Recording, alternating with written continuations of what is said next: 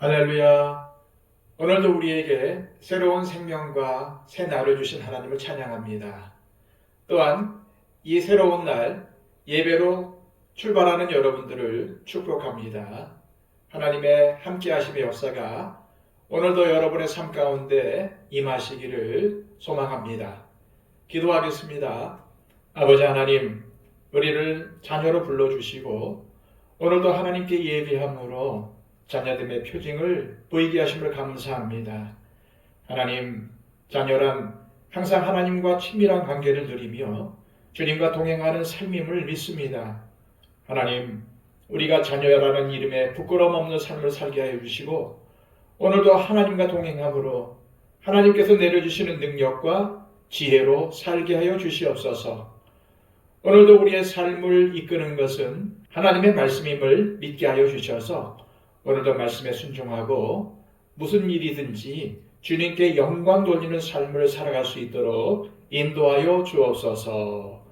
오늘 하루의 삶을 온전히 주님께 맡겨드리며 예수 그리스도의 이름으로 기도하옵나이다.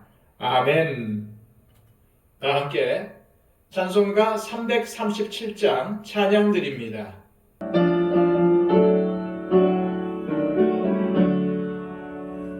내 모든 시험 무거운 짐을 주 예수 앞에 아뢰이면 근심에 쌓인 날 돌아보사 내 근심 모두 맡으시네.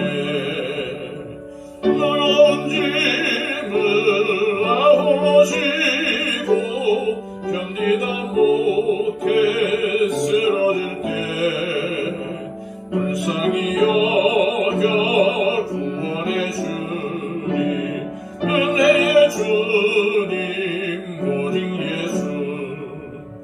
내 모든 괴로움 닥치는 환난 주 예수 앞에 아뢰이면 주께서 친히 날 구해주사 넓으신 사랑 베푸시네.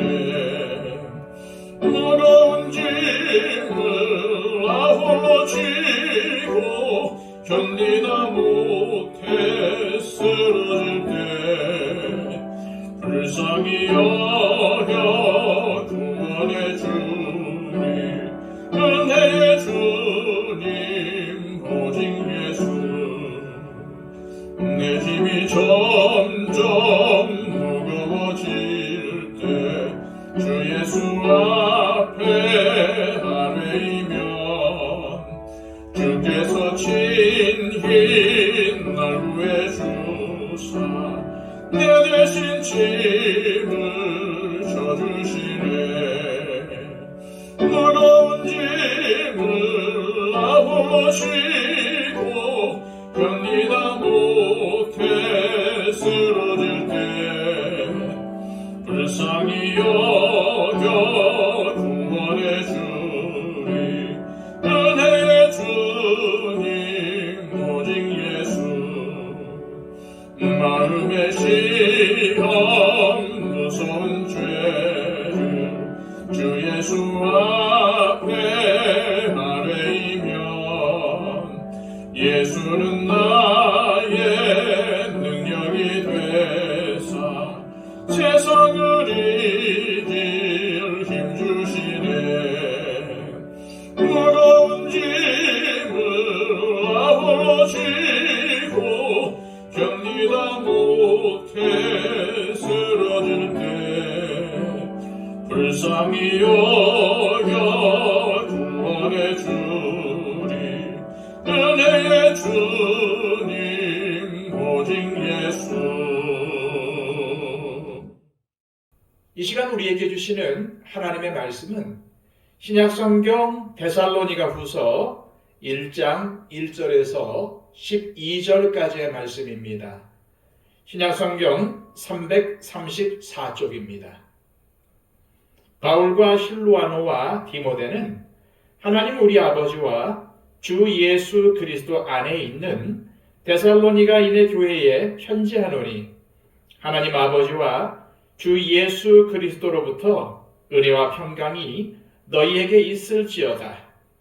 형제들아, 우리가 너희를 위하여 항상 하나님께 감사할지니 이것이 당연함은 너희의 믿음이 더욱 자라고 너희가 다 각기 서로 사랑함이 풍성함이니, 그러므로 너희가 견디고 있는 모든 박해와 환난 중에서 너희 인내와 믿음으로 말미암아 하나님의 여러 교회에서 우리가 친히 자랑하노라.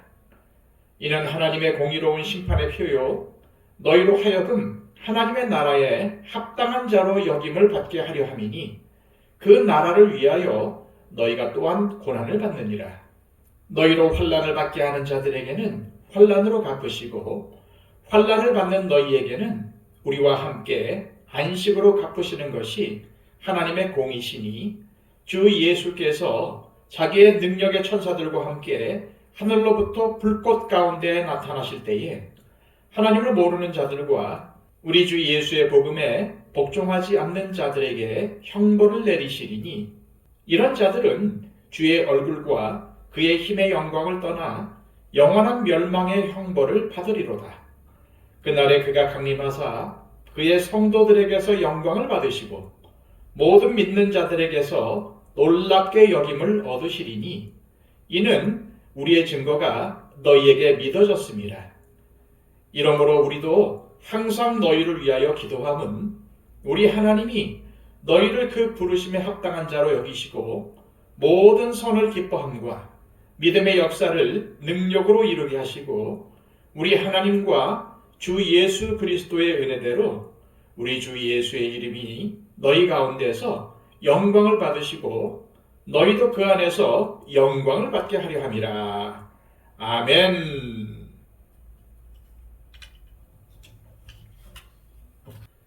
데살로니가 후서는 바울이 데살로니가 전서를 기록한 지 얼마 지나지 않아 쓴 편지입니다.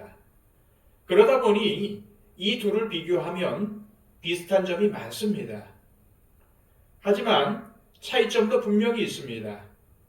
이는 비록 짧은 기간이지만 데살로니가 교인들이 처한 상황과 형편에 어떠한 변화가 있었다는 것을 알려줍니다. 실제로 데살로니가 교인들이 겪는 박해의 강도는 바울이 데살로니가 전서를 기록했을 때보다 훨씬 강해졌습니다. 게다가 데살로니가 전서를 통해 전한 말씀을 제대로 따르지 않거나 바울이 전한 메시지를 오해해서 그릇된 신앙생활을 하는 성도들도 있었습니다. 그래서 바울은 서둘러서 데살로니가 후서를 기록했던 것입니다. 먼저 바울은 성도들의 신앙을 칭찬하고 위로하는 말로 편지를 시작합니다. 3절입니다. 형제들아, 우리가 너희를 위하여 항상 하나님께 감사할지니 이것이 당연함은 너희의 믿음이 더욱 자라고 너희가 다 각기 서로 사랑함이 풍성함이니. 바울은 교회에 대한 박해가 점점 심해지는 상황에도 데살로니가 교인들이 신앙을 지키고 있다는 점을 크게 칭찬했습니다. 그들은 정말 칭찬받아 마땅했습니다. 박해가 점점 심해지는데도 믿음을 지키고 있다는 것은 그들의 신앙이 굳건하다는 증거였습니다. 더구나 세상 사람들이 박해할수록 성도들은 서로를 위로하고 격려하며 보듬고 있었습니다. 그래서 그들의 사랑은 더욱 깊어져 갔습니다. 바울에게 있어 이보다 더 감사할 일이 어디 있겠습니까? 우리도 이러한 일을 겪을 때가 있지 않습니까? 우리는 예수님을 믿는다고 박해를 당하지는 않지만 인생을 살면서 여러 가지 어려운 일들을 겪습니다. 몸이 아프거나 마음에 병이 들기도 하고 나 자신이나 가족에게 문제가 생기기도 하고 사업이 망하거나 직장에서 해고되기도 하고 오랜 세월이 흘러도 여전히 해결되지 않는 문제를 갖고 사는 경우가 많습니다. 그런데 인생을 가만히 돌아보면은 고난이 내 인생을 자라게 했다는 것을, 고난이 내 신앙을 자라게 했다는 것을 알게 됩니다. 마찬가지로 데살로니가 교인들에게 닥친 박해와 환난이 이들의 신앙을 더 굳건하게 해주었습니다. 예수님을 더 신뢰하게 하고 성도들끼리 사랑으로 하나가 되게 하는 강력한 동기가 되어 주었던 것입니다. 그래서 바울은 비록 데살로니가 교인들이 어려운 환경에서 신앙생활을 해나가고 있었지만 하나님께 감사했던 것입니다. 또한 바울은 온갖 박해에도 불구하고 데살로니가 교인들이 보여준 믿음을 여러 교회에 자랑하고 있다는 소식도 전해줍니다. 4절입니다. 그러므로 너희가 견디고 있는 모든 박해와 환난 중에서 너희 인내와 믿음으로 말미암아 하나님의 여러 교회에서 우리가 친히 자랑하노라. 이처럼 바울이 데살로니가 성도들의 신앙을 칭찬하고 격려했던 것은 데살로니가 교인들에게 정말 큰 위로와 큰 소망이 되었을 것입니다. 그러나 바울은 그들을 위로하는 말만 전하지 않았습니다. 그는 이 기회를 통해서 확실한 진리를 가르칩니다. 자, 5절에서 9절까지의 말씀입니다.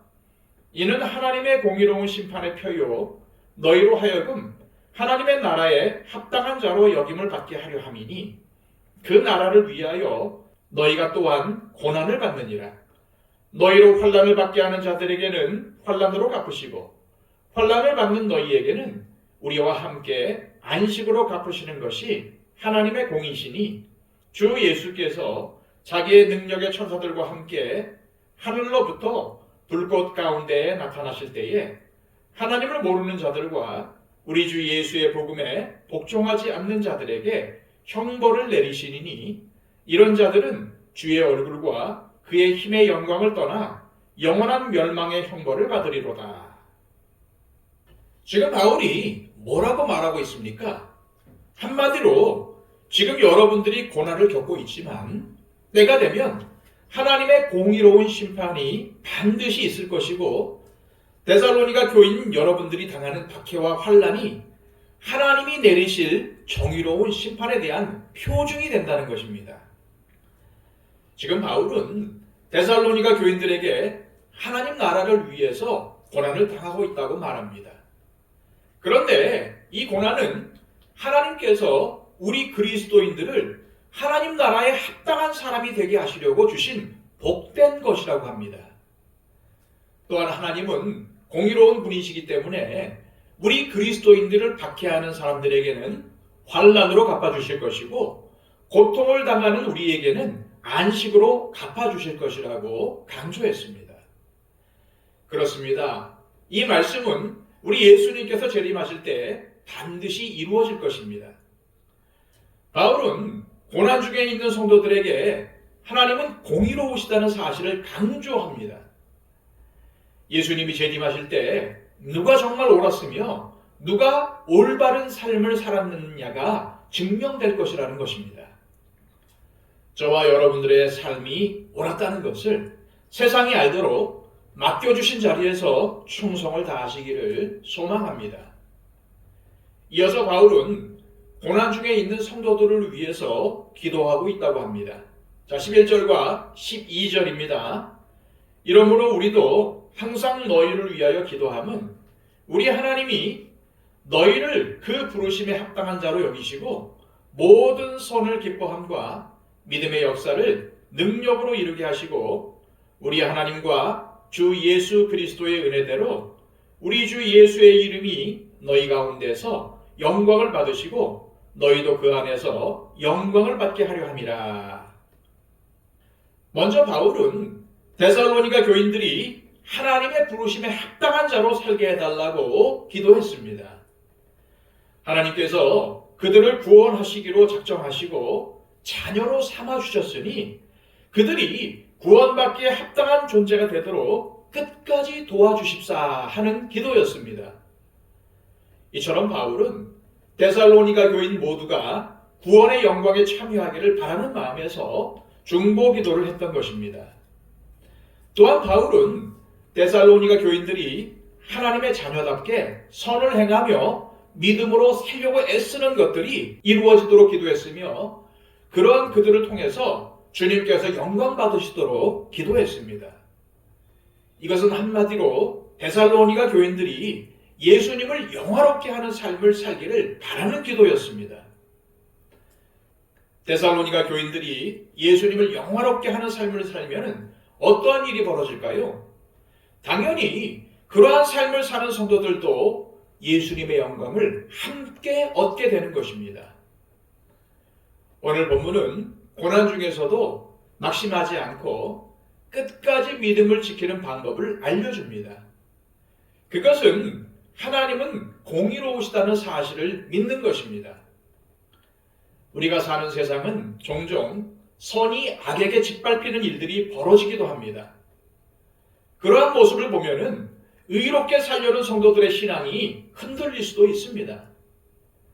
갈수록 세상은 악해져 가고 성도들이 고난당하는 일들이 벌어질 때에 연약한 우리 인간은 신앙을 포기할 수도 있습니다.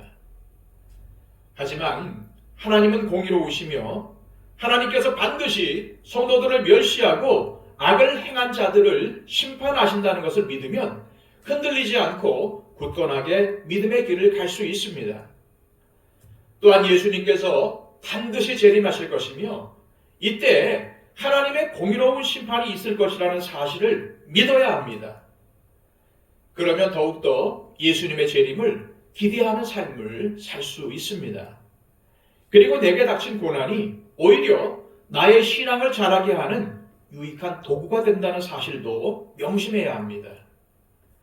그러면 우리는 범사에 감사할 수 있고 어떠한 상황에서도 믿음을 지킬 수가 있습니다. 이 시간 기도하실 때 하나님, 우리가 지금 고난 중에 있어도 낙심하지 말고 끝까지 믿음을 붙잡게 하옵소서. 하나님은 공의로우시다는 사실을 늘 기억하며 악에게 지지 말고 선으로 악을 이기는 삶을 살게 하옵소서.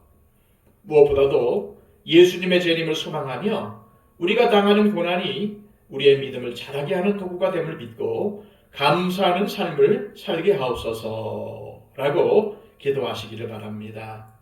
그리고 111 기도운동 잊지 마시고 이 시간 하면 제일 좋을 것 같습니다. 하나님께 우리 주변에 있는 믿음의 형제들과 이웃들과 친지 형제들을 맡기고 중보해 주시기를 바랍니다. 한국교회와 우리 교회를 위해서 중보해 주시고요. 그리고 목회자들과 선교사님들을 위해서 기도해 주시고요. 이 나라 이민족을 위해서 기도해 주시고요. 이 세계를 위해서 기도해 주시고요. 환난 가운데 있는 민족들과 나라들을 위해서 기도해 주시기를 바랍니다. 다 함께 기도하겠습니다.